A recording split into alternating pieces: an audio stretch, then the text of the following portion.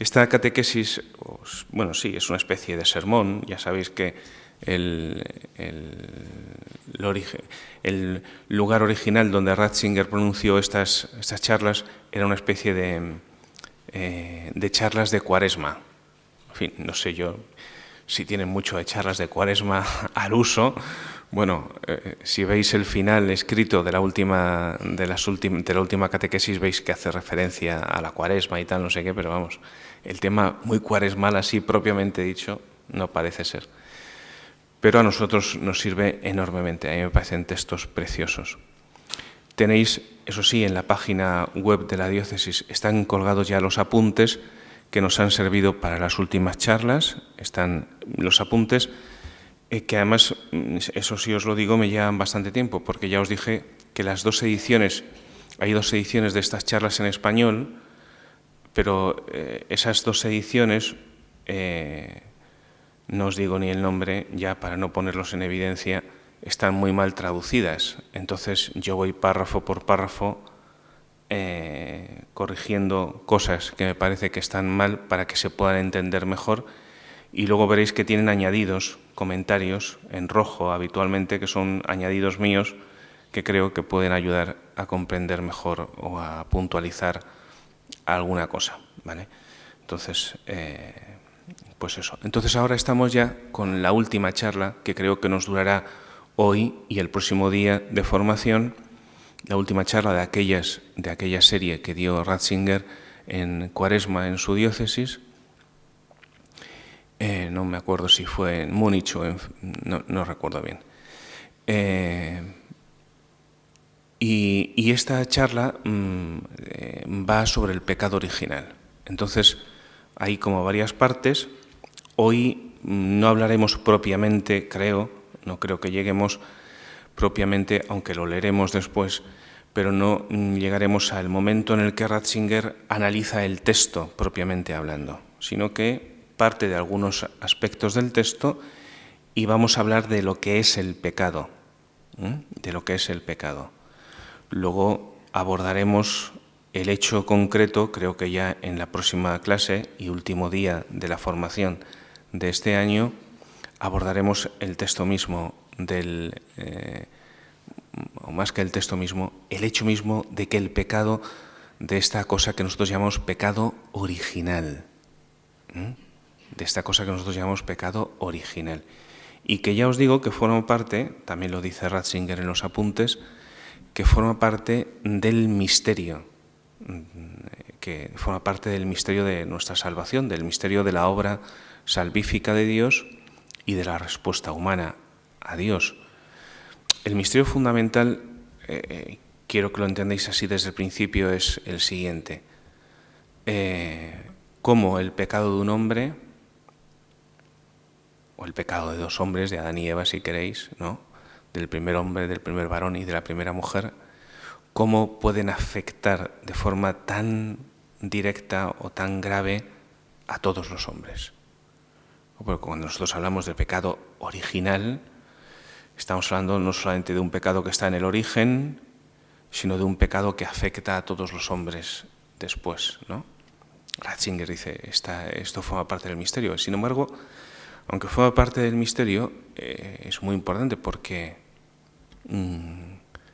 si no afirmamos el pecado original, si no afirmamos que este pecado afecta a todos los hombres, quedan muchas cosas sin explicar en el misterio cristiano. Por ejemplo, ¿de dónde surge el mal? ¿Estamos mal hechos? O sea, el mal es porque estamos mal hechos, porque Dios nos ha hecho mal. ¿Estamos defectuosos? No puede ser eso. Dios lo hizo todo bien. Y si este pecado, este acto de desobediencia a Dios, este pecado no afecta a todos los hombres, entonces, ¿cómo es posible que lo contrario, es decir, un acto de virtud, un acto de obediencia extrema, de amor extremo, de un solo hombre, es decir, de Cristo, pueda también afectar a la salvación de todos? Están las 2 cosas completamente correlacionadas o relacionadas, sin más. El pecado de Adán y Eva afecta a todos los hombres, el acto de amor de Cristo, de obediencia extrema de Cristo en el árbol de la cruz, afecta también, alcanza también a todos los hombres. Bueno, pues sobre estas cosas hablaremos hoy y el próximo día. Sobre el tema del pecado, que es el primer punto que trata Ratzinger. Empieza contando una anécdota curiosa. Dice, después del sínodo de los obispos, dedicado al tema de la familia, in illo tempore, ya no recuerdo cuándo fue aquello, mientras él entonces era obispo, mientras deliberábamos en un pequeño grupo acerca de los temas que podrían ser tratados en el siguiente sínodo de obispos, recayó nuestra atención en las palabras de Jesús, con las que San Marcos comienza su Evangelio y resume el mensaje de Jesús. ¿Con qué palabras comienza San Marcos el Evangelio? ¿Lo sabéis? Antes de que contestéis y de que os contestéis a vosotras mismas, San Marcos es el evangelista más sintético, o sea, que va más como al punto fundamental, ¿no? Y no se entretiene, ¿no?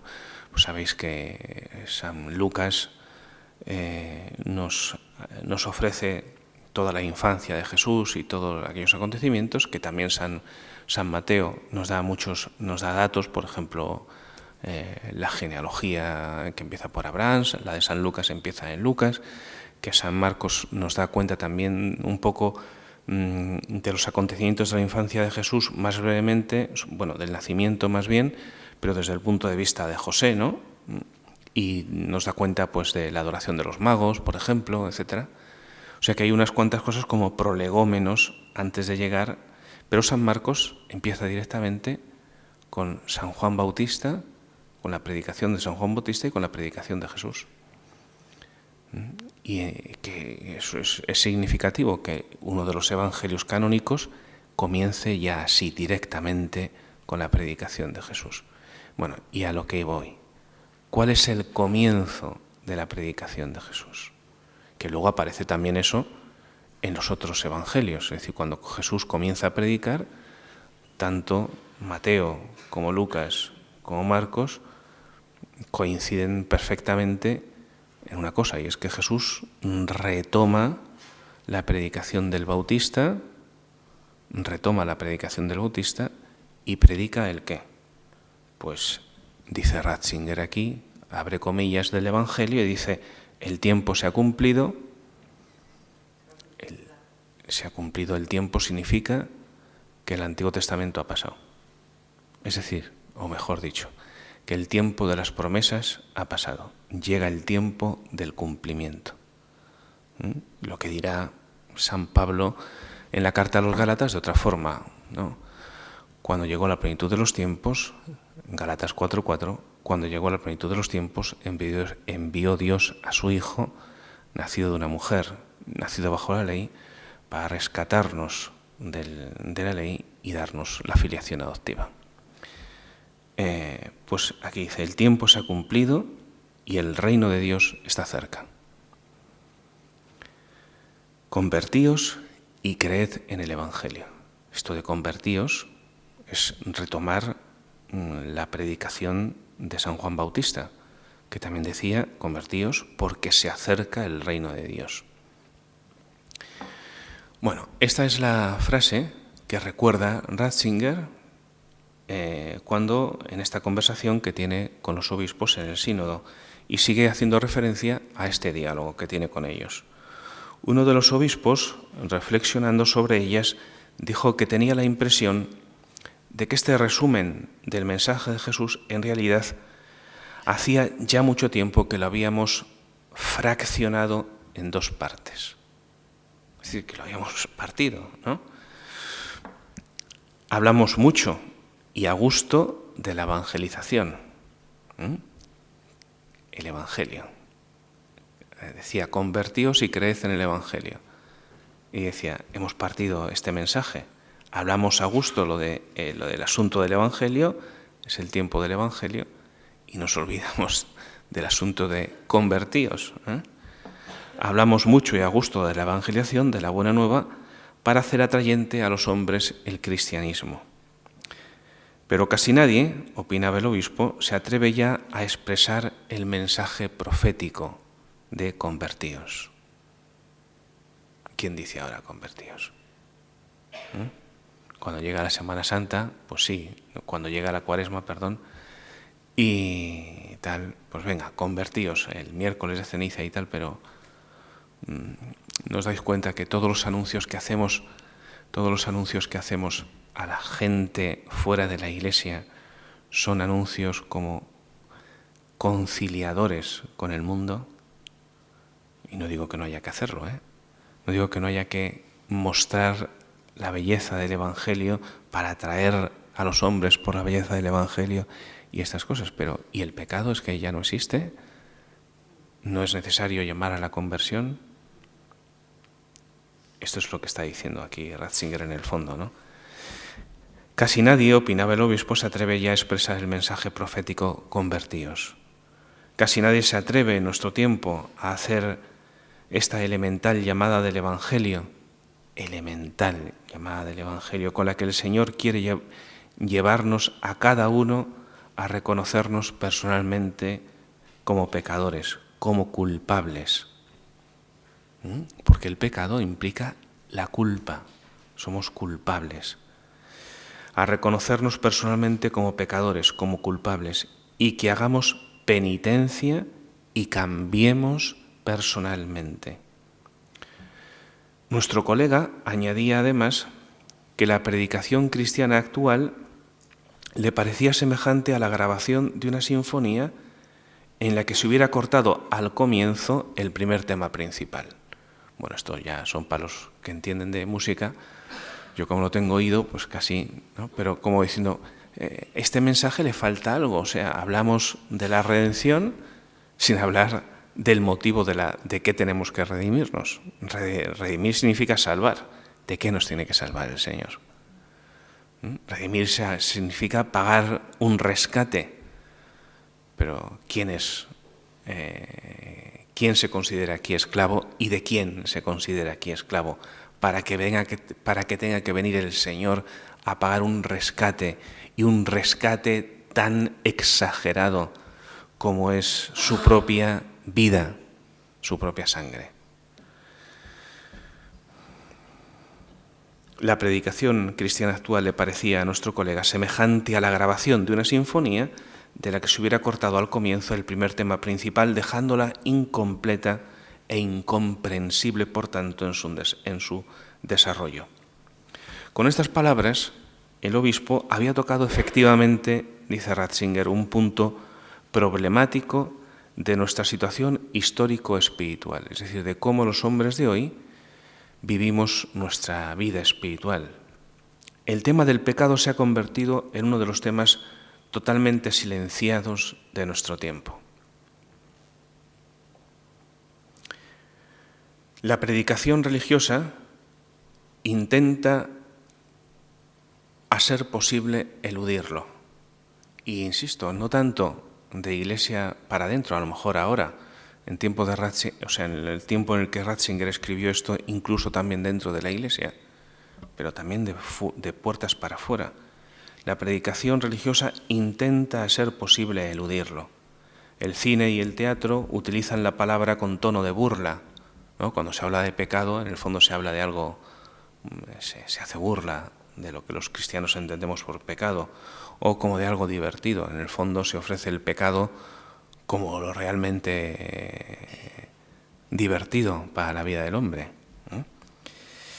La sociología y la psicología lo tratan como si se tratase solo de una ilusión, o como si se tratase de un complejo que deben desenmascarar, como si el sentido del pecado que tenemos los hombres pues fuese en el fondo un complejo psicológico que hay que extirpar del corazón de los hombres, ¿no? Y bueno, y si ahora hablamos de cómo nuestra sociedad, cómo los que nos gobiernan y todos los que están a su alrededor, como la sociedad,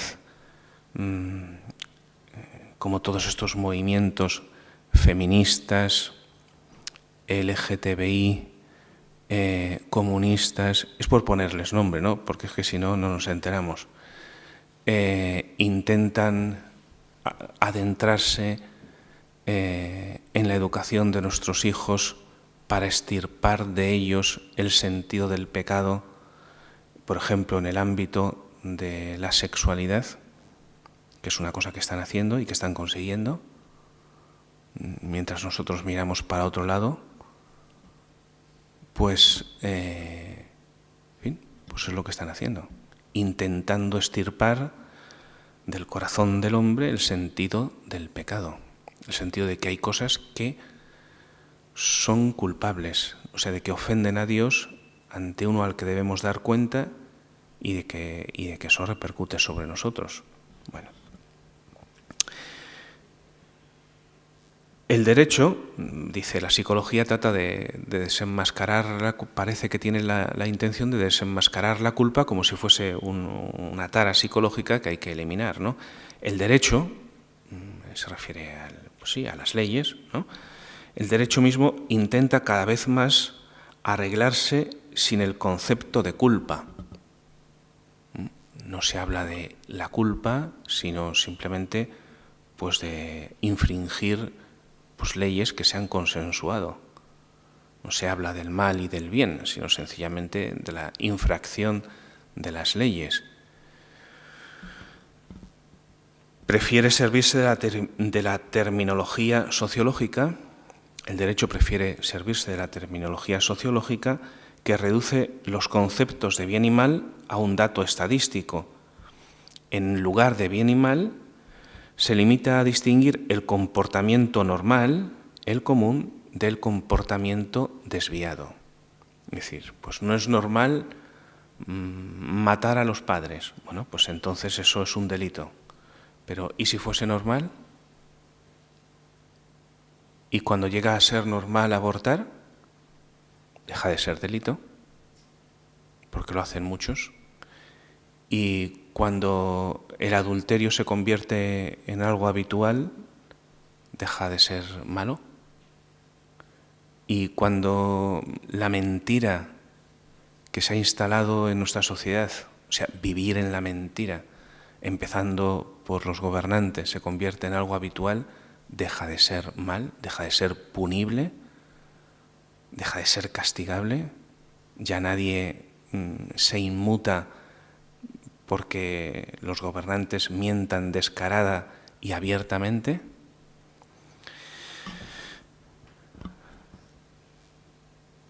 Por los resultados estadísticos pueden pero dice Ratzinger, los resultados estadísticos pueden volverse del revés, de tal forma que lo que hoy es una desviación puede llegar a ser una norma. Y eso es lo que están intentando también en el asunto de las perversiones sexuales, que lleguen a ser norma por ser habituales. Esto me pueden denunciar ya, solamente por lo que ya he dicho, ya me pueden denunciar y meterme en la cárcel. Y encima, si lo vamos a colgar en YouTube, pues en fin, pues bendito sea Dios. O sea que... Pero los resultados estadísticos, dice Ratzinger, pueden volverse del revés, de tal forma que lo que hoy es una desviación puede llegar a ser norma. Y si esto es así, entonces quizá merezca la pena esforzarse por comprender la desviación como normal. Dice, si esto es así, pues entonces es que las desviaciones son normales. De esta forma, reduciendo todo a las cifras estadísticas, la noción de moralidad desaparece. La noción de lo que es moralmente bueno o moralmente malo. Solamente existe el error o el no error, o lo que es común o lo que no es común, o lo que podemos aceptar o lo que no podemos aceptar, pues conforme a nuestros propios criterios. En realidad, esto es lo lógico si no existe la medida de lo humano. Y aquí está la cuestión.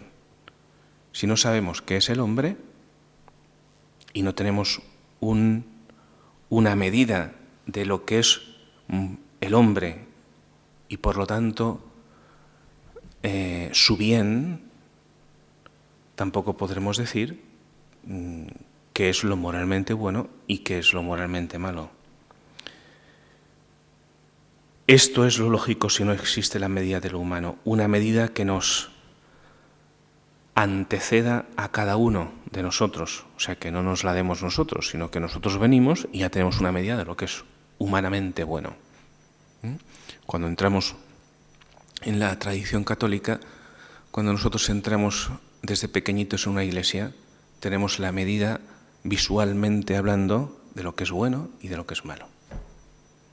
Tenemos a Cristo crucificado siempre, que es la medida de lo bueno, y a su Santísima Madre, a la Virgen María, y es la medida de lo bueno. Una imagen que nos antecede, que está expresada incluso físicamente, materialmente, con mejor o con más o con menos belleza, con más o con menos arte. Pero eso ya desaparece. Desaparece porque en la mentalidad de los niños que crecen ahora ya no hay esa imagen, hay infinidad de imágenes. Y estas imágenes que marcaban en los años de nuestra infancia ya son una de tantas o ni siquiera existen ya, ¿no? Y en nuestras iglesias modernas, además, pues el Cristo prácticamente es una cosa muchas veces que no se reconoce, ¿no? Uno ve y dice, ¿y esto qué es? No, pues no sabemos. Hace falta un intérprete del arte cristiano moderno para decir a un niño que eso representa a un hombre que estaba en la cruz muriendo por nosotros. En realidad, decía Ratzinger, esto es lógico si no existe la medida de lo humano, una medida que nos anteceda a cada uno y que no haya sido ideada por nosotros. De hecho, en el arte cristiano, perdonadme que meta esto, o sea, la historia es que se reinterpreta la historia y aquello que se representa conforme a categorías mentales previas, y por eso producimos estos engendros. Es decir, porque lo que dice Ratzinger aquí, porque no hay una medida que nos anteceda a cada uno, que no haya sido ideada por nosotros, sino que por el contrario derive de la bondad intrínseca anterior. Ahora nos centramos en lo creado, O sea, no tenemos una imagen del hombre creado que nos antecede y que es sencillamente bueno. Si no existe una medida objetiva del hombre, añado yo, si no existe una medida objetiva de lo que es realmente un hombre, un modelo objetivo al que podemos tomar como referencia, ¿cómo podremos valorar nuestro progreso o nuestro retroceso como hombres? ¿Cómo podremos valorar, si no tenemos una imagen de lo que es realmente humano, quién dice que progresamos o que retrocedemos? Uno puede decir, en el mundo de los coches, el modelo, un Ferrari, ¿no? Entonces dice, todo lo que se vaya pareciendo a un Ferrari, vamos progresando. Todo lo que no se vaya pareciendo a un Ferrari, vamos, esto es un ejemplo tonto, pero si no tenemos un ejemplo humano de esto, ¿quién dice que vamos, quién dice, qué político absurdo dice que esto es progreso? O que esto otro es retroceso. Nosotros podemos adelantarnos y preguntarnos, ¿tenemos nosotros esa medida que tomar como referencia? Nosotros mismos. Tenemos una medida, es decir, esta es la medida. Esta es la medida de lo humano. Desde luego que sí, claro. Cristo es la medida del hombre. Él es el hombre perfecto y es nuestra medida. Y así hemos llegado al núcleo, sigo ya con Ratzinger, hemos llegado al núcleo verdadero y propio de nuestro desarrollo. El hombre de hoy no conoce ninguna medida, no quiere reconocer ninguna medida externa a él. No quiere reconocer ninguna medida. Don Juan Antonio, buenos días. No quiere reconocer ninguna medida porque ve en ella una amenaza para su libertad. Si se le pone una medida, dice, entonces ya no soy libre. Si decimos que tenemos una medida ya que nos antecede y que se expresa en la imagen de Cristo, dice, esto ya me corta las alas. No quiere reconocer, dice Ratzinger, ninguna medida, porque ve en ella una amenaza para su libertad. A este respecto se podrían citar las palabras que pronunció una vez la hebrea francesa Simone Weil, que decía, hacemos experiencia del bien solo cuando lo hacemos.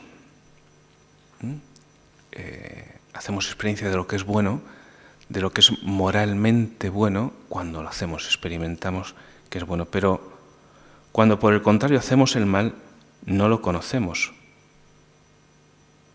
Es falso esto de que uno obra el mal y entonces automáticamente, igual que cuando uno obra el bien, se da cuenta de que ha hecho el bien y lo reconoce como bueno, es mentira, según esto que dice Simone Weil, de que el hombre cuando obra el mal se da cuenta enseguida de que está obrando el mal. Y ella dice, porque el mal aborrece la luz, esconde el mal. Reconocemos el bien solo si lo hacemos. Reconocemos el mal solo si lo evitamos. Solo si lo evitamos. Cuando nos dejamos llevar por el mal, nos incapacitamos para reconocerlo como tal. Nos incapacitamos. Al principio, cuando cometemos la primera falta, esto ya lo añado yo, un poco siguiendo a Ratzinger,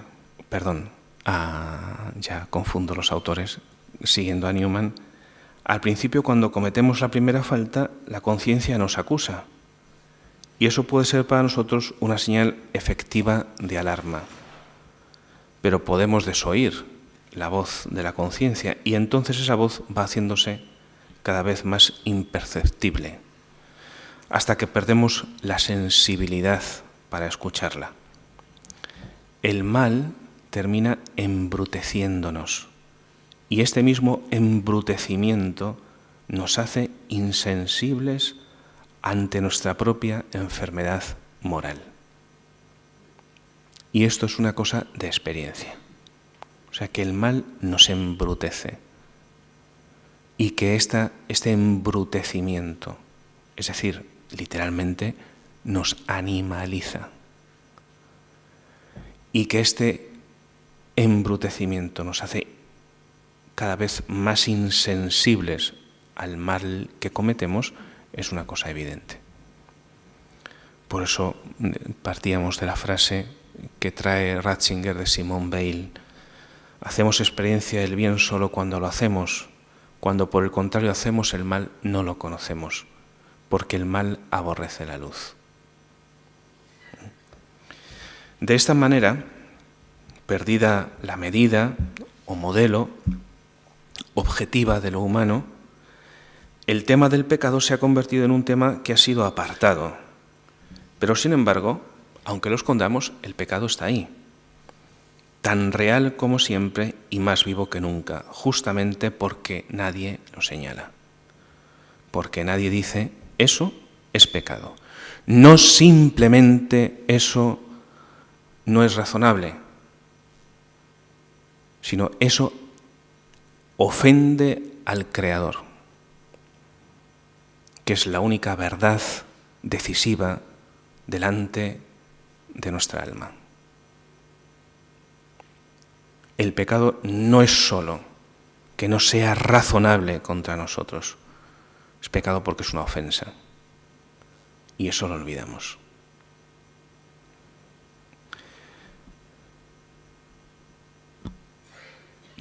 Es una ofensa porque es una desobediencia. Es una desobediencia porque Dios ha promulgado una ley. Dios ha promulgado una ley porque es razonable conforme a la naturaleza creada que Él nos ha dado. Pero es una ofensa. No solamente es algo no razonable conforme a la naturaleza humana. Es una ofensa personal. Hace referencia a la ruptura de una confianza y de una relación personal con Dios. Bueno, sigo con lo que dice Ratzinger. De esta manera, perdida la medida, el modelo de lo humano, el modelo objetivo del humano, el tema del pecado se ha convertido en un tema que ha sido apartado, pero sin embargo, aunque está ahí, es tan real como siempre. Un indicio significativo de esto me parece que es la evidente agresividad, siempre dispuesta a asaltar, que de forma creciente experimentamos en nuestra sociedad. Me parece que la sociedad nuestra cada vez es más agresiva. O la impaciencia con la que acechamos para denigrar al otro. Parece que estamos esperando a que el otro meta la pata para señalarlo, denigrarlo, para señalarlo como culpable de nuestra propia desgracia. O la tendencia a despreciar la sociedad y a culparla de todo, a querer cambiar el mundo con la violencia. Me parece que todo esto solo es posible por haber escondido y negado la culpa del hombre, una verdad que el hombre no quiere reconocer. Pero como la culpa, el pecado, está ahí, él se ve impelido a atacarla y a pisotearla. Pero lo hace, pues eso, echando la culpa al otro, echando la culpa a la sociedad, a esta estructura. Pues ahora la culpa la tiene la estructura patriarcal. O que comamos carne. En fin, es la causa de todos los males de nuestro mundo es que comamos carne de ternera o de cerdo, yo qué sé. Ciertamente, el hombre puede ignorar la verdad. Claro que puede, pero no puede eliminarla. Ni puede dejar de enfermar por ignorarla. Precisamente por eso, una de las tareas del Espíritu Santo, recuerda Ratzinger aquí, es convencer al mundo respecto al pecado. Y si es una de las tareas del Espíritu Santo, debe ser una de las tareas de la Iglesia, hablar del pecado. No se trata de amargar la vida a los hombres, de constreñirlo con prohibiciones y negaciones. Se trata sencillamente de guiarlos hacia la verdad y de esa manera sanarlos. El hombre solo puede sanar si es verdadero, si deja de ignorar la verdad y de pisotearla. Si deja de ignorar la verdad y pisotearla. Me estoy acordando ahora mismo de una cosa que cuando la leí no la entendí muy bien. Un texto pequeñito de Ratzinger, una introducción a un librito que se titulaba El problema de Dios. Y decía Ratzinger una cosa que a mí me llamó la atención cuando la leí hace muchos años. Dice, el verdadero problema de la predicación en la Iglesia es Dios. Y yo digo, ¿cómo que es Dios? Se refería a que no hablamos de Dios. No hablamos de Dios. Hablamos de cosas que tienen que ver con Dios, pero no de Dios mismo. Y esto tiene que ver con lo que estoy diciendo, con lo que está diciendo ahora. Cuando perdemos la referencia de Dios como la realidad básica, como aquel misterio que está delante de nosotros, ante el cual estamos constantemente, de forma natural porque somos creados y Él nos sostiene en el ser, y Él mantiene en nuestro corazón el deseo de buscarlo, y Él clama en el fondo de nuestro interior para que hagamos el bien y evitemos el mal en la conciencia. Y de forma sobrenatural, porque estamos ante el misterio de su encarnación constantemente, ante el misterio de la redención en la Eucaristía, ante el misterio de su perdón en el sacramento de la penitencia. Cuando dejamos de contemplar el misterio de Dios porque nos volvemos prácticos y queremos abordar mil cositas que vienen alrededor, pero nos olvidamos de Él, porque es teórico, porque hablar de la Trinidad, ¿qué significa eso? De hablar de la Trinidad que tiene que ver con nuestra vida. Cuando nos olvidamos de Él como realidad personal ante la cual existimos, insisto, ante la cual estamos por el don de la creación y por el don de la redención, cuando nos olvidamos de Él, entonces, claro, ¿el pecado qué es? Es simplemente haber roto las señales, las normas de tráfico. Como el que se ha saltado el semáforo, bueno, si no me pilla el guardia, ¿no?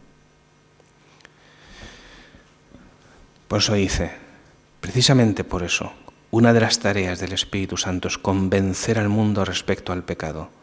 No se trata de amargar la vida de los hombres, de constreñirlo con prohibiciones y negaciones. Se trata sencillamente de guiarlos hacia la verdad y de esta manera sanarlos. El hombre solo puede sanar si es verdadero, si deja de ignorar la verdad y pisotearla. Es decir, que está Dios, Él está delante de Él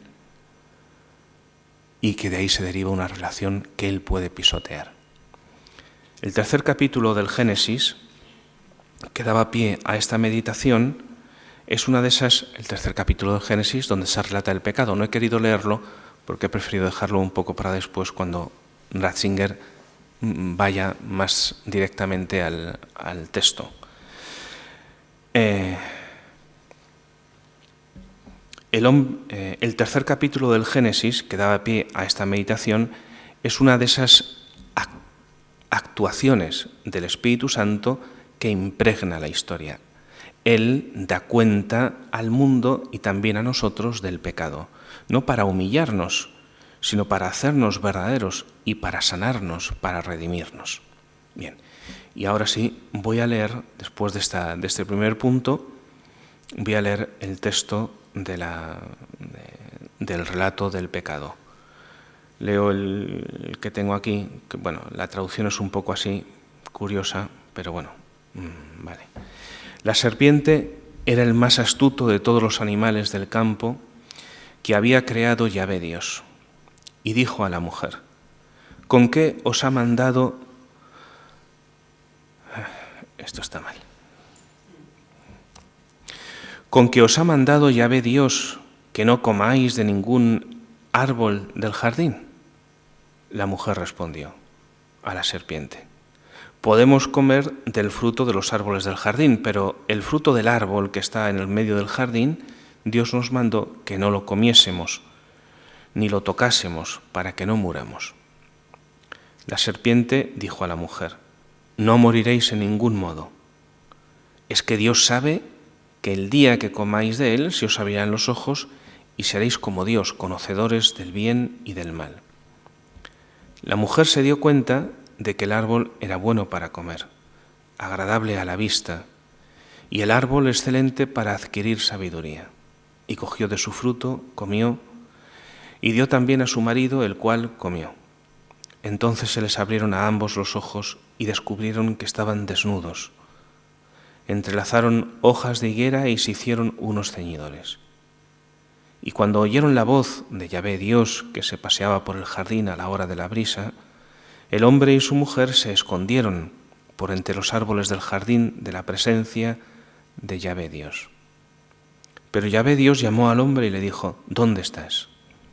Él contestó, oí tu voz en el jardín y tuve miedo porque estoy desnudo y me escondí. Dios preguntó, ¿quién te ha descubierto que estabas desnudo? ¿Acaso has comido del árbol del que te prohibí comer? El hombre contestó, la mujer que me diste por compañera, ella me dio del árbol y comí. Bueno, esto es Génesis 3 del 1 al 12. Luego sigue un poquito más adelante en el versículo 17 con lo siguiente. Al hombre le dijo, por haber escuchado la voz de tu mujer y haber comido del árbol del que te ordené que no comieses, maldita será la tierra por tu causa. Con penalidades y fatigas obtendrás de ella alimento todos los días de tu vida. Te producirá zarzas y cardos y comerás la hierba del campo. Con el sudor de tu frente comerás pan hasta que vuelvas a la tierra, porque de ella fuiste sacado, pues eres polvo y al polvo volverás. Esto es 17, versículos 17 y 19.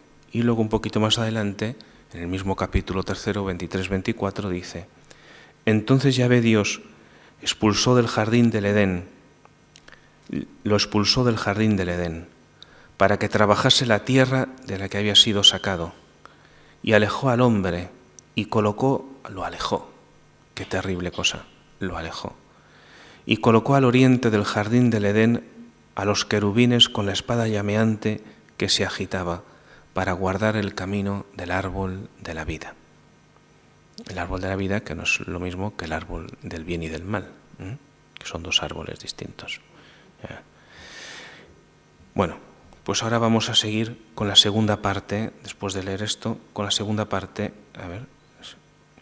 de lo que dice Ratzinger sobre esto.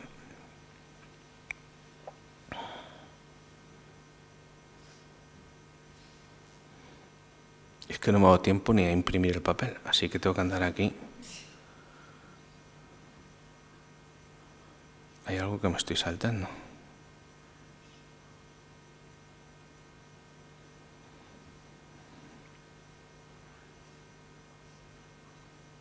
Aquí está. En esta segunda parte empieza a hablar Ratzinger de los límites y la libertad del hombre.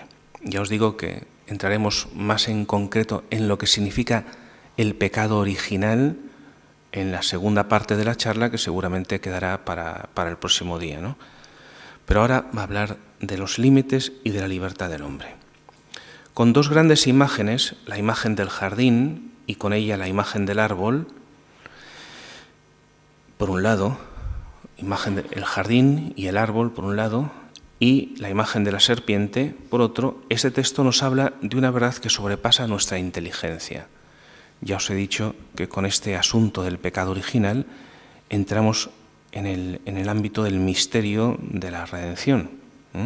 Y ya os he hecho antes referencia a la relación que existía entre este hecho misterioso, de alguna forma, de que el pecado del primer hombre y de la primera mujer afecten a todo el género humano, y cómo eso está en relación con el hecho también de que el acto de obediencia extremo y de amor perfecto, habiendo amado a los suyos que estaban en el mundo, los amó hasta el extremo, de Cristo en la cruz, afecte también al hombre, al género humano entero, que sean dos actos universales. Bueno,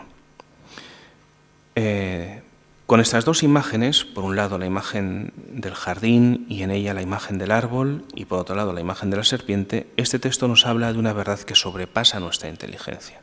Entramos en el misterio. Este texto nos habla de una verdad que sobrepasa lo que podemos entender. Ya deja claro aquí Ratzinger este asunto que os acabo de decir.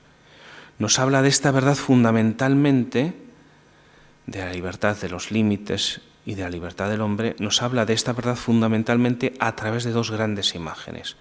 La imagen del jardín con el árbol y la imagen de la serpiente. El jardín es imagen de un mundo, fijaos que no dice que es una selva, ¿no? Dice, es un jardín. El jardín es imagen de un mundo que no es para el hombre una jungla salvaje, ni un peligro, ni una amenaza, sino todo lo contrario, una morada patria que lo protege, que lo nutre, que lo sostiene. Este es el lugar donde ha sido puesto Adán. Un lugar que tiene que ver, que es un lugar agradable para estar. Cuando Dante, por ejemplo, explica su situación de pecado y despierta en esa situación de pecado, dice, estaba en una selva salvaje, en un sitio, no sé cómo es la traducción, en fin, no sé si hay algún amante de Dante aquí, de la Divina Comedia, me encontré en una selva selvaggia, aspra e forte, una cosa así, dice, ¿no? Pero el jardín del Edén es justo lo contrario.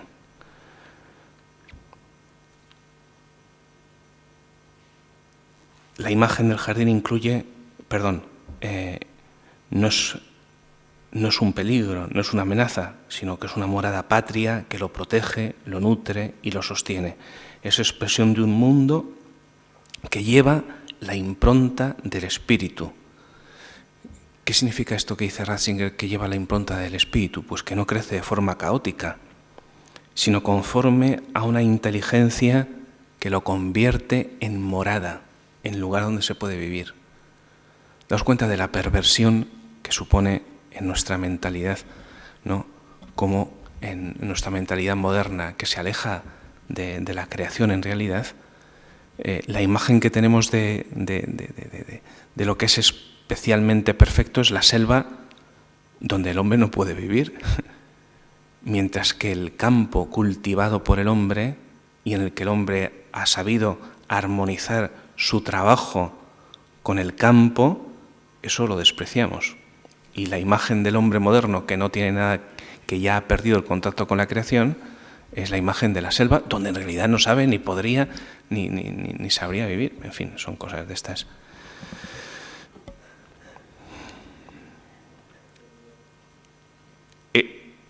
Es expresión el jardín de un mundo que lleva la impronta del espíritu, y digo yo, es decir, que no crece de forma caótica, sino conforme a una inteligencia que lo convierte en morada, en un lugar donde se puede estar, de un mundo que se ha hecho de acuerdo con la voluntad del Creador. Aquí se entrelazan dos movimientos. En primer lugar, la voluntad de que el hombre no saquee el mundo, no haga de él una propiedad privada, independiente de la voluntad del Creador, sino que por el contrario lo reconozca como un don del Creador y lo cultive, porque este es el encargo que se le da al hombre conforme a la finalidad para la que ha sido creado.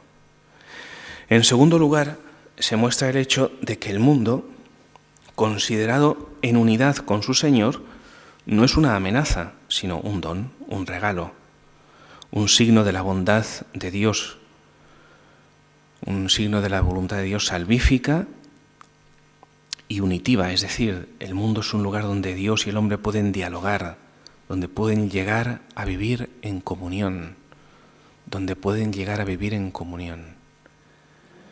La imagen de la serpiente, esto por un lado, la imagen del árbol y del jardín, ¿no? Ha dicho que había como dos grandes imágenes. La imagen de la serpiente está tomada de los cultos, dice Ratzinger, esta tomada lo toma el autor del libro, de este relato del libro del Génesis, está tomada de los cultos orientales de la fecundidad, los cultos de otras religiones que divinizaban el hecho de la fecundidad y de la fertilidad. Ahora diré alguna palabrita sobre eso. En primer lugar, representa esas religiones de la fecundidad que fueron durante siglos una verdadera tentación para la fe israelita. El peligro de romper la alianza y dejarse llevar, dice Ratzinger, por la corriente religiosa común de entonces. La corriente religiosa común de entonces, que es muy parecida a la corriente religiosa común de nuestra época, porque entre nosotros también hay una corriente religiosa, que no es la cristiana, que no es la cristiana. Bueno, la corriente religiosa común de entonces, a través del culto de la fertilidad, le habla la serpiente al hombre. Y pone Ratzinger 2 puntos. No te aferres a ese Dios lejano que no tiene nada que darte. No te acojas a esa alianza. Se refiere a la alianza del Dios con su pueblo, porque este texto fue escrito posteriormente a la alianza. No te acojas a esa alianza que está distante y te impone tantos límites. No adulteres, no robes, no mientas. Que te impone tantos límites. Déjate llevar por la corriente de la vida. Déjate llevar por su embriaguez y por su éxtasis. Y así tú mismo podrás participar de la realidad de la vida y de esta especie de inmortalidad natural e inmanente de la vida. Esto ya lo digo yo con mis palabras, Esta es la tentación, o ya es la hora. No. Y esto acaba a las 11:15, vale. es la tentación de dejarse llevar por los impulsos y las pasiones, con la falsa promesa de que el placer, lo único que intento es un poco explicitar lo que ha dicho Ratzinger de forma, a mí me parece que magistral, pero por si acaso, es la tentación de dejarse llevar por los impulsos y las pasiones con la falsa promesa de que el placer de la vida te llevará lejos, que podrás gozar sin más hasta que todo pase. Hasta que todo pase significa pues hasta que pase todo, porque es que no se concreta en nada, pues déjate llevar, ¿no? La tentación de ser como dioses no es en realidad normalmente, seréis como dioses conocedores del bien y del mal. La tentación de ser como dioses normalmente no es la tentación de alguien que piensa en ser creador del universo, sino la idolatría de sí mismo, dando rienda suelta y exaltando sus propias pasiones, las que el hombre tiene y ha tenido desde siempre, que son bien sencillas. ¿Cuáles son las tentaciones del hombre de siempre? Las que ha tenido desde siempre, valga la redundancia. El poder, la sabiduría de la que habla la serpiente del Éxodo puede estar muy cerca de esto, el poder. Conocerás el bien y el mal. Y, por ejemplo, la lucha que tienen los profetas israelitas de extirpar de Israel el deseo de conocer el futuro a través de la adivinación o de la evocación de los muertos o cosas por el estilo. El poder. El placer, que os voy a decir de la tentación del placer que está en nuestros días sumamente exaltada y que es la religiosidad natural. O sea, es la religiosidad de la época. La religiosidad de la época es la religiosidad del placer y las riquezas. Todo esto puede estar simbolizado en los elementos del relato y son las formas concretas con que los hombres comunes de carne y hueso buscan ser dioses. Insisto, porque normalmente a las personas la tentación no es decir, mira, vas a ser como dioses, quiere decir que vas a poder controlar el universo entero y formar más galaxias. No, sencillamente la tentación de ser como Dios es decir, voy a hacer lo que me dé la gana sin pensar en nada, voy a disfrutar, voy a hacer lo que quiera, voy a gozar, voy a tener, voy a poseer, voy a tener poder. En la época, sigue diciendo Ratzinger, en la época en la que el relato del paraíso adquirió su forma literaria definitiva, era muy grande el peligro de que Israel sucumbiera a la proximidad de aquellas religiones que fascinaban los sentidos y el espíritu. ¿Cuántas veces Israel se ve tentado, claro, por aquellos hombres que idolatraban la sexualidad y se daban a la ¿cómo se llamaba aquello? A la prostitución sagrada? Pues cómo no les iba a traer aquello, cómo no les iba a traer aquel poder que veía en otros pueblos que eran sumamente fuertes, como Egipto, como Asiria, y no se iban a tentar, no a tener la tentación de decir, tengamos nosotros un régimen político como el que tienen ellos, tengamos reyes, seamos poderosos, adoremos a sus dioses, que les dan tanto. En la época en la que el relato del paraíso, dice Ratzinger, adquirió su forma literaria definitiva, era muy grande el peligro de que Israel sucumbiera a la proximidad de aquellas religiones que fascinaban los sentidos y el espíritu, mientras que el Dios de la promesa, sal de tu tierra y de tu patria, la tierra que yo te mostraré, el Dios de la promesa y de la creación, que parecía tan lejano, corría el riesgo de desvanecerse y de ser olvidado.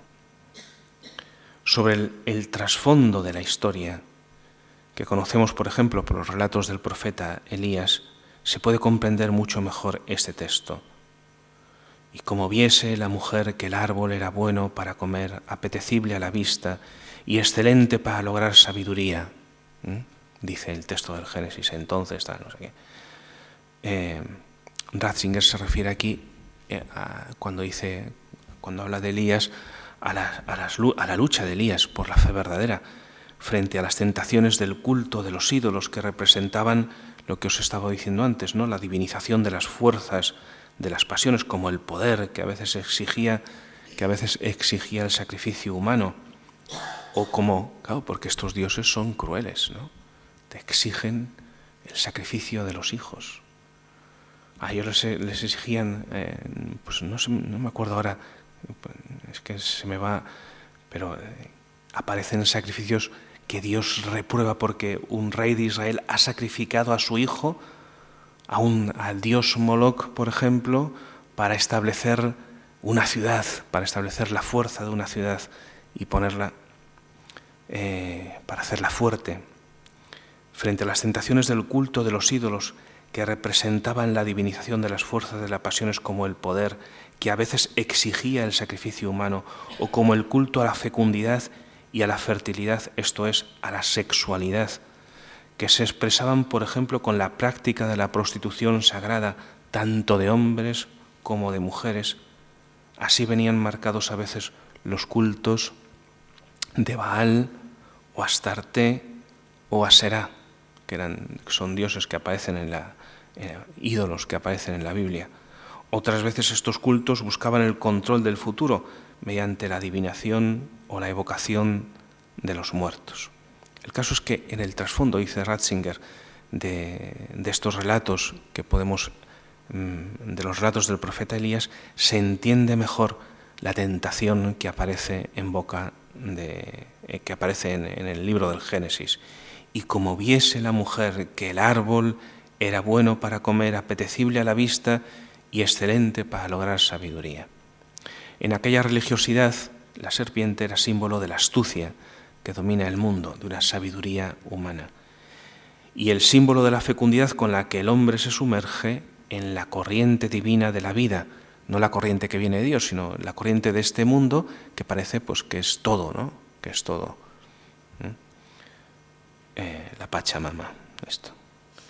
En la corriente divina de la vida. Y se sabe por un instante fundido con su fuerza divina. De esta forma, la serpiente aparecía también como el símbolo de la atracción que estas religiones ejercían sobre Israel, en contraste con la realidad desconocida del Dios de la Alianza, en contraste con este Dios al que no se puede manejar, que es un Dios que conocemos bien, aunque no podemos manipular, que conocemos bien porque sabemos que estamos delante de Él desde que nacemos hasta que morimos, y que sobre todo sabemos que la muerte nos quita el velo y manifiesta la realidad de lo que somos realmente siempre, nuestra alma delante de Dios. A la luz de la tentación de Israel, la Sagrada Escritura presenta la tentación de Adán como la esencia de la tentación y del pecado de todos los tiempos. La tentación no comienza con la negación de Dios, con la caída en un abierto ateísmo. La serpiente no niega a Dios, al contrario, comienza con una pregunta que parece del todo razonable, pero que sin embargo contiene una insinuación que arrastra al hombre con esa insinuación y lo hace pasar de la confianza a la desconfianza. Es cierto que no podéis comer de ninguno de los árboles del jardín. Al inicio no está la negación de Dios, al inicio de esta tentación, sino la sospecha sobre su alianza, sobre la comunión de fe, de oración y de mandamientos en que vivimos en virtud de la alianza con Dios. Una vez que comenzamos a sospechar de la alianza, es decir, una vez que empezamos a sospechar de la bondad de Dios y de su amor hacia nosotros, es cuando surgen muchas intuiciones que nos invitan a desconfiar y que nos llaman a liberarnos y que denuncian la obediencia a la alianza, que muestran la obediencia a la alianza como una cadena que nos tiene atados a las auténticas promesas de la vida, como si nos separasen de la fuerza de la vida, que sería lo que vale. De esta forma es muy fácil llegar a convencer al hombre de que la alianza no es un don ni un regalo, sino expresión de envidia hacia el hombre, de que le roba su libertad y que le roba las cosas más valiosas de la vida. Entonces esta sospecha sobre la alianza empuja al hombre a fabricarse autónomamente su propio mundo. Dicho de otro modo, esta sospecha incita al hombre a no aceptar los límites de su propio ser, a no atender los límites del bien y del mal, los límites morales en general. Al contrario, le propone la posibilidad y el poder de liberarse de ellos sencillamente ignorándolos. Olvídate de ese mandato que has recibido y coge la fruta. Esta sospecha de la alianza y la invitación que conlleva a liberarse de los límites conoce muchas manifestaciones a lo largo de la historia y caracterizan también nuestro panorama actual. Me referiré solo a dos de estas manifestaciones actuales. Manifestaciones, insisto, de la sospecha sobre Dios y la invitación a desembarazarse de su yugo. Las manifestaciones que podemos observar en la estética y en la técnica actual, y en las técnicas actuales. Aunque creo que ya lo debo dejar, pero es que quiero llegar hasta el final de este punto. Pero es un poco largo. No, lo dejaré aquí. Lo dejaremos aquí, ¿vale? Pues el próximo día, si Dios quiere, más. Ahora desayunamos lo que nos hayan puesto. Bueno, antes de despedirnos, don Juan Antonio sigue ahí, sí. No sé si quiere decir algo. Animaros a continuar en la reflexión, porque lo que tenemos delante es una crisis precisamente del hombre y de la interpretación de sí mismo, lo que llamamos una crisis antropológica. Y si en estas cuestiones que tienes que educar, no sabes qué educar. Anoche yo en la vigilia de San Valentín decía que hay un concepto de libertad que es verdaderamente perverso, que arranca desde Lutero, pero eso no os interesa a vosotras. Sí os interesa el contenido, y es que se traduce libertad por independencia. Independencia de cualquier vínculo, comenzando por el vínculo con el propio cuerpo, continuando con el vínculo más originario que nos ha dado la vida, nos ha precedido a través de Dios y de nuestros padres. No nos hemos autocreado, hemos recibido la vida. Y la vida, cuando hablamos de naturaleza humana, no es la naturaleza física, sino es una naturaleza pensada por el Logos, por la sabiduría de Dios, que tiene un origen en el amor y que tiene un destino en la gloria. Y por tanto, el camino de la libertad es recibir el don, nos ha precedido el ser, nuestra persona, descubrir la sabiduría que hay en ella, lo que Dios ha pensado, su designio de amor para nosotros, y la libertad tiene como contenido la propia persona y aquello que le lleva a su perfección, y esto es lo que llamamos nosotros las virtudes. Las virtudes no son más que la capacidad de obrar el bien para perfeccionar nuestra persona, de manera pronta y permanente. Este concepto de libertad, que se traduce, diremos, en el eslogan derecho a decidir, pero da lo mismo. Derecho a decidir la propia persona, derecho a decidir cómo construyo mi cuerpo, cómo construyo mi familia, cómo construyo o prescindo de la tradición, como todo. Es decir, me da lo mismo que hablemos de la persona, de la familia, de la vida social o de la vida política. Es un concepto perverso de libertad. Y este es justo el que la serpiente le pone delante. Seréis como dioses. Es decir, serás tú el autor de ti mismo, todo el proceso de tu libertad será la autocreación tuya y no tienes ningún límite. Cuando el ser recibido, más allá de ser un límite, es un don. La vida que hemos recibido de nuestros padres, nuestra persona sexuada como varón o como mujer, es un don que nos precede, que lleva dentro todo el logos, toda la sabiduría de Dios. Y la libertad lo que tiene que hacer es reconocerlo y agradecerlo. Y entonces sí, perfeccionarlo. Pecado ahora, ¿qué hacen nosotros? Nos presenta el mal presentándolo como bien, que es lo que hace la serpiente. O sea, no es que no les haya dicho que coman de los árboles del paraíso, claro que sí, de todos, pero tienen que aceptar que son dependientes del amor de Dios y de su sabiduría. Nadie quiere ser dependiente. Todos quieren afirmarse en su autonomía, que la tenemos, pero no es radical. Nuestra libertad es creada, no es increada, no es la de Dios, no es absoluta. Somos libres, dependientes del amor de Dios que nos ha dado un ser, para que podamos vivir autónomamente en nuestra libertad, pero no fuera de lo que es el don que hemos recibido. No lo conoceríamos bien si no lo hubiéramos visto ya plasmado en el verdadero hombre que es Jesucristo. Gaudium et spes, el verbo encarnado revela al hombre el misterio del hombre. ¿Quién es el hombre? Pues mirando a Jesucristo sabemos lo que somos cada uno de nosotros y cuál es nuestra libertad. ¿Cuál es la malicia del pecado? La malicia del pecado es que destruye al hombre. Te presenta el mal como bien, tú lo sigues porque además te es satisfactorio la belleza, lo que expresa simbólicamente el libro del Génesis, era agradable a la vista, es decir, ¿no? Pero comes, es decir, entras en un proceso de aceptar el mal y ese mal te va destruyendo. Ejemplo, tú vas mintiendo y te haces mentirosa, mentiroso, porque los actos nos hacen. Tú, en vez de ser generoso, lo quieres todo para ti y eres codicioso, eres avaricioso, eres envidioso, es decir, te va destruyendo tu ser, es la malicia del pecado. Claro, esto ya no se acepta como lenguaje cultural. Lo que estaba diciendo Enrique es que el pecado no se habla con estos términos, nadie habla ahora mismo con el término pecado.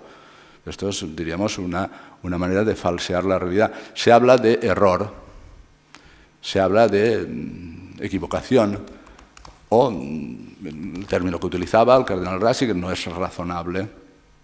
Verdaderamente, el pecado no es razonable, no es el logos, no es la razón, pero el pecado tiene una malicia que parte también de nuestra herida, que es el pecado original, del cual nadie habla, y de nuestra propia fragilidad y de la fragilidad misma del ambiente en que vivimos. Un catequista, una catequista, si no sabe estas cosas, bueno, pues rodea a los niños de cosas amables, de cosas que... pero no le entra en profundidad en el misterio de lo que es, no le enseña a gobernar su libertad, no le enseña a descubrir todo aquello que presentado como tentación puede destruirle. Y por tanto esto es el ABC de lo que es educar en la fe, ¿no? Concluyo, para que vayamos a tomar el desayuno. El texto de Ratzinger es desde una profundidad enorme, el texto que estáis estudiando, y me parece muy bien que lo estéis ahí repasando. O sea, nuestra libertad no es una libertad que signifique simplemente independencia, no es ruptura de vínculos, sino que es una libertad que tiene como contenido nuestro ser, que nos ha precedido, nuestra naturaleza habitada por el Logos y la sabiduría de Dios, es decir, ordenada, y su destino final, que es, siguiendo a Jesucristo, la gloria. Bueno, pues esa libertad es recorrido buscando el bien que ya ha sido precedido en el ser y que lo hemos de descubrir en situación con nuestra libertad y nuestra inteligencia, para que siguiendo a Jesucristo, por su gracia que redime nuestro corazón, podamos alcanzar el fin último, que es la resurrección y la vida eterna. Esto es lo que enseña la catequista o el catequista. A seguir a aquel que, ordenando nuestra libertad, curando las heridas del pecado por la gracia redentora, nos da un nuevo ser que nos hace capaz de vivir en el bien y en la verdad. Por eso, el binomio verdad-libertad van siempre unidos. Si la libertad no va unida a la verdad de lo que somos, ni al fin para el cual hemos sido creados, la libertad se pervierte. La libertad, y claro, la perversión de nuestra cultura es esa misma. Y en nombre de la libertad se presenta todo un programa que es destructivo del hombre. Esto se puede decir de una manera o se puede decir de otra, pero si no lo sabéis, no se puede enseñar. Y entonces a los niños que hay que darles pues pequeñas dosis, es decir, en el sentido de ir conociendo a través de el mejor lenguaje para un niño siempre es el lenguaje de la Escritura. Vosotros les leéis Génesis 1, Génesis 2, le vais explicando a su modo. Y después vais narrando, pues mira, y esto llevó a una historia de pecado. Al final, lo que ocurre a Adán es que saliendo y expulsado del paraíso, inmediatamente mata a Caín. Es decir, se matan los hermanos entre sí. Y después llega Babel y no se entienden en sí, no pueden construir la ciudad. Además quieren hacerla autónomamente, rasgando el cielo y prescindiendo de Dios. Y desde ahí vas descubriendo una historia del mal, para que al final descubran cómo Dios no se ha desentendido de nosotros, ha suscitado los patriarcas, después a Abraham, y Abraham, pues la prueba de la fe, Isaac, Jacob, las tribus de Jacob, vas construyendo una historia de un pueblo que habitado por Dios le va conduciendo al culmen que es Jesucristo, y desde Jesucristo empieza la Iglesia como aquella madre que nos enseña el camino de la salvación. El lenguaje más sencillo es el de la Biblia, es lo que hemos llamado siempre la historia sagrada. Déficit actual de la enseñanza de religión en los colegios e institutos y déficit también en nuestra catequesis. Bueno, pues si podéis ahí de la mano del cardenal Ratzinger y siguiendo estas cosas. Y esto es como todo, ¿eh? Uno empieza y cuando empieza ya no acaba nunca. O sea, se le despierta el afán de la sabiduría y entonces ya no se contenta con pocas cosas, sino que ya necesita la Biblia, necesita Ratzinger que se la explique, va buscando cada vez más, porque eso es inagotable. O sea, el principio de la sabiduría es inagotable, Dios es inefable, no tenemos palabras para poder expresarlo, y es inagotable, es decir, esto ya es para toda la vida. Llevarles a los niños al principio de la sabiduría es lo mejor que puede ocurrir. Bueno, pues ya, si este saludo sirve, pues para animaros a que no os canséis en el afán de buscar la verdad.